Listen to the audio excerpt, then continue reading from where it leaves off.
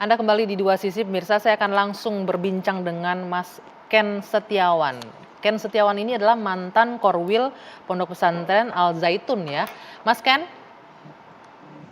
Halo, Assalamualaikum. Waalaikumsalam. Mas Ken, bisa diceritakan Mas Ken, kalau boleh saya bilang, saya tangkap ini dari penjelasan hasil penelitian MUI ya, sesesat apa sebenarnya di Al Zaitun ini? Tapi sebelumnya kami juga disclaimer terlebih dahulu ingin menginformasikan bahwa kita sudah mengirimkan surat undangan untuk pihak Pondok Pesantren Al Zaitun, tapi masih belum respon hingga saat ini ya. Oke Mas Ken, sebagai mantan orang yang pernah berada di dalam pondok pesantren itu seperti apa yang Anda nilai, wah ini ajarannya sesat, wah ini tidak benar, ini tidak sesuai dengan ajaran agama Islam yang benar? Baik, sebelum kita bahas Al Zaitun, kita bicara di sana ada namanya tadi gerakan teritorial, gerakan fungsional. Orang selama ini kan hanya melihat secara fungsional yang memang dalam doktrin NI dijadikan sebuah kedok supaya orang nggak curiga bahwa ini adalah sebuah lembaga pendidikan. Nah, untuk masuk ke sana memang ada prosedur yang sangat ketat ya, tidak semua orang bebas. Adapun ketika masuk ke dalam, biasanya ada aturan-aturan khusus, nggak boleh bawa kamera dan pasti akan diikuti kemana saja. Ada spot-spot tertentu yang tidak boleh didokumentasikan oleh masyarakat umum yang hadir ke sana. Jadi sebenarnya kalau bicara tentang Al Zaitunnya kita hampir putus asa ya, karena ya sejak kami keluar, termasuk penelitian MUI dan Kemenak sudah ada penelitian dulu kok. Hasilnya juga hampir sama dengan MUI, cuman ya masalahnya mungkin karena dianggap dulu ini produk politik, jadi mungkin tidak dipublish sehingga ya kami lebih fokus kepada penanganan korban yang tadi disampaikan Pak Yai Khalil juga bicara tentang NI-nya, karena di Al Zaitun dan NI satu paket sebenarnya. Ini dianggap produk politik, itu bagaimana Anda bisa berkesimpulan ini bahwa dianggap sebagai produk politik, Mas Ken? Dalam dunia politik, siapa yang punya masa besar pasti akan dimanfaatkan oleh kelompok tertentu. Dan di Al Zaitun sudah terbukti dulu penggelembungan suara sampai 24.000 tahun 2004. Besar, Mas Ken? Mas Ken, seberapa besar ini pengikutnya di Al Zaitun ini? Kalau di Al Zaitun dulu kurang lebih ada hanya 11.000 ya yang sudah nyoblos ya. Tapi ada penggelembungan suara, jadi dari luar itu sekitar Al Zaitun bisa nyoblos di sana menggunakan formulir C5 kalau tidak salah pada saat itu. Jadi terjadi penggelembungan suara. Tapi kalau anggota secara umum di Indonesia, bahkan target mereka Nusantara itu dulu ketika saya keluar kurang lebih 250.000 jamaah dan terdata ada KTP-nya mereka. Jadi mereka sudah punya struktur negara dari RT, RW, lurah, camat, bupati, gubernur sampai presiden. Di dalam lingkungan pondok pesantren itu? Bukan, kalau NI-nya di luar, namanya gerakan teritorial. Jadi ini satu paket tadi sebenarnya hasil penelitian MUI, NI dan Al Zaitun satu paket tapi seolah-olah dipisah berbeda. Jadi supaya orang juga tidak curiga bahwa ini mau ke pesantren, kurikulumnya pakai Kemenak, nggak ada yang salah. Nah, tapi hasil penelitian yang menggunakan pola intelijen, ini banyak fakta-fakta yang dari MUI sendiri sudah mendapatkan hasil temuannya, hubungannya, bahwa Presiden NI ya pimpinan Panji Gumilang, itu sudah jelas dalam penelitian MUI. Makanya kami melihatnya ini sudah berlarut-larut, makanya kami sebenarnya pesimis kalau persoalan Al Zaitun, karena menurut saya Al Zaitun itu terlalu sakti. Ada tadi karena produk politik, ada tokoh-tokoh besar di belakangnya, sehingga siapa, mungkin dari Kemenak. Mas Ken, ini serius loh ini kalau Anda bilang ada tokoh-tokoh besar di belakangnya. Anda kenal dengan tokoh-tokoh besar ini dan Anda tahu tokoh-tokoh ini pernah terlibat langsung di sana, begitu? Mohon maaf, itu pas saya keluar seluruh pejabat negeri A sampai Z itu datang ke Al Zaitun semua. Tahun berapa? Sampai Z. Mas Ken, tahun berapa Anda di sana dan sampai tahun berapa? 2002-2003 saya keluar. Dan dulu ya itu tadi mungkin kita nggak tahu ya, pejabat itu tidak memahami apa sebenarnya Al Zaitun, mungkin hanya melihat pesantren besar 1.200 hektar, mereka datang melihat ini aset umat Islam, mereka nyumbang atau mereka bagian di dalamnya, kita juga nggak tahu karena memang kami kan hanya pasukan ya, pasukan perang yang kita melihat fenomena. Dan dalam doktrin kami itu seluruh pejabat sudah dibaiat NI semuanya, sudah disumpah. Sebentar lagi negara kita mau digulung, diganti dengan negara Islam. Bahkan ketika saya keluar dulu kan presiden di Indonesia kan Bu Megawati datang ke Al Zaitun, ini doktrinnya Ratu Balkis datang ke kerajaan Sulaiman.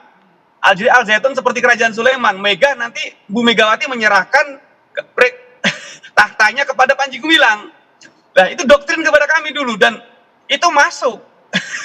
Bagaimana Anda bisa menerima doktrin itu? Ini kan nggak masuk akal begitu ya. Bagaimana brainwash itu terjadi di dalam pondok pesantren Al Zaitun? Ya semuanya kan menggunakan dalil-dalil agama, menggunakan ayat-ayat kitab suci. Awalnya nggak masuk akal memang, tapi ketika semuanya menggunakan konsep dialog, bahasa kita dulu namanya dangdutan atau istilahnya pengkondisian. Misalnya saya gambarkan begini, dalam perekrutan NI itu satu korban 5 perekrut. Jadi korbannya misalnya laki-laki, yang rekrut 5 perempuan cantik yang hobinya sama. Hobinya fotografi, kita siapkan perekrut yang 5 perempuan hobi fotografi. Dan dialognya awalnya menggunakan pengkondisian tadi dengan hobinya korban, kesukaan korban. Saya gambarkan pengkondisian begini, ada satu orang menjual kucing Anggora, ketemu dengan 5 orang yang pengen beli, nggak punya dana. Disetting bahwa ini adalah anjing. Orang pertama bertanya yang mau beli, wih anjingnya bagus ya.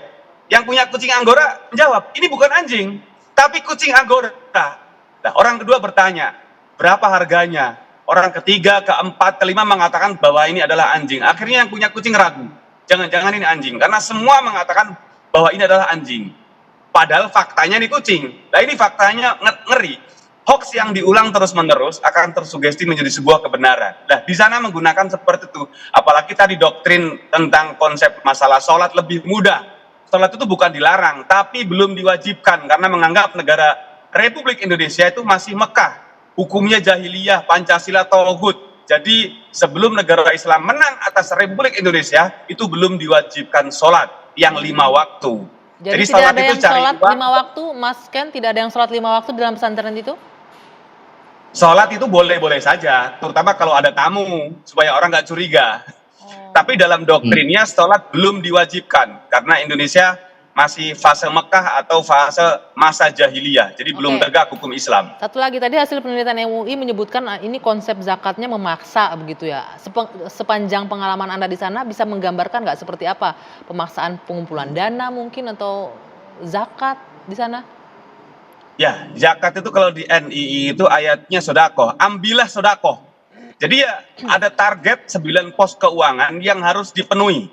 Makanya banyak anggota baru, ya biasanya kan ada namanya proses pengakuan dosa, ada pembersihan dosa. Jadi ketika masih baru, misalnya usianya berapa? 20 tahun, untuk nyuci baju, untuk nyuci badan, itu perlu odol, sampo, dan sabun. Republik Indonesia kotor, selama 2 tahun kamu harus cuci, nominalnya harus lebih besar dari harga odol, sampo, dan sabun.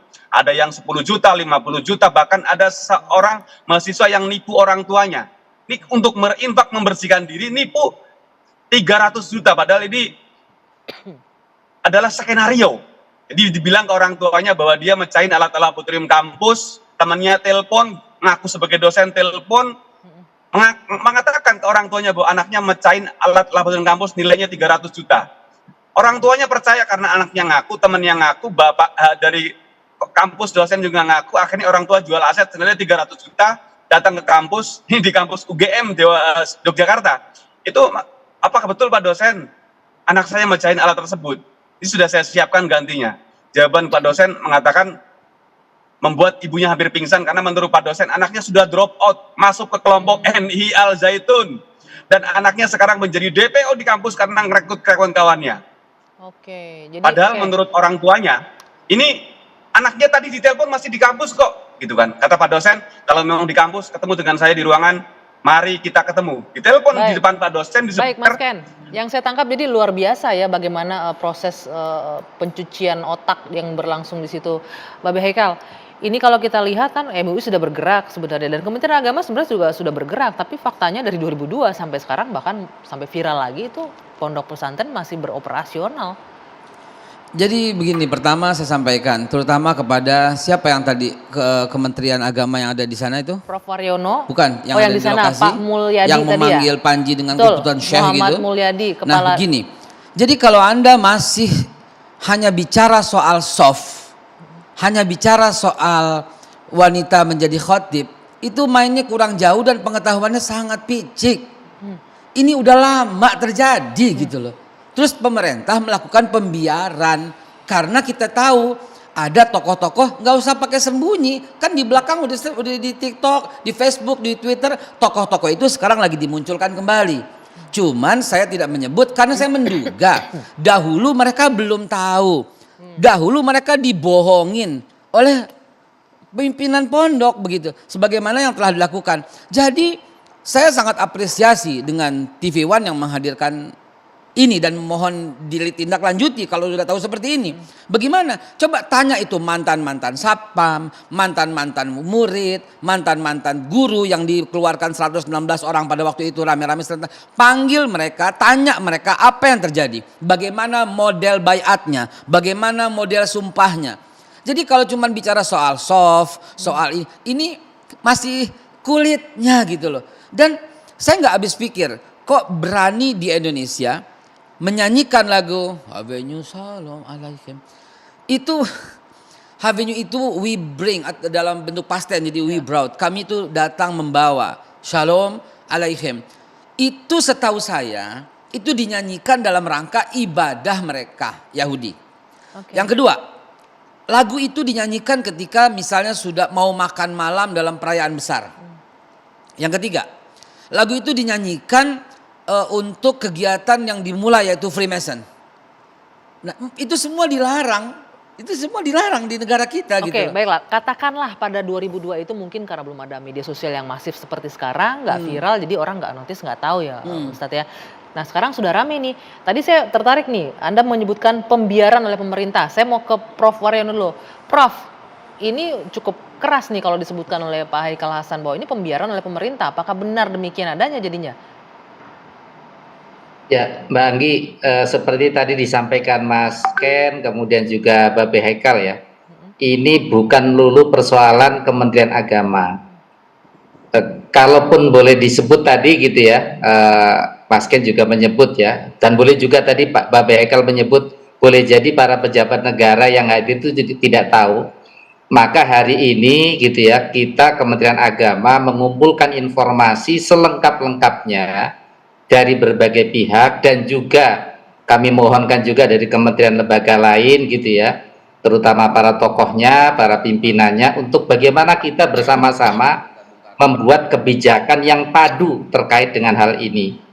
Karena Kementerian Agama hanya baru satu sisi. Nah, sisi lainnya ini adalah garapan kementerian lembaga lain. Oke. Begitu. Baik, kita harapkan ini didengarkan oleh pemerintah ya. Satu lagi yang saya mau tambahkan. Ketika dia bicara soal soft, dia bicara soal khotib perempuan, lalu kemudian dikaitkan dengan mazhab Bung Karno. Menurut saya ini menebarkan kabar bohong. Di kitab Bung Karno yang mana Bung Karno mengajarkan soft seperti itu?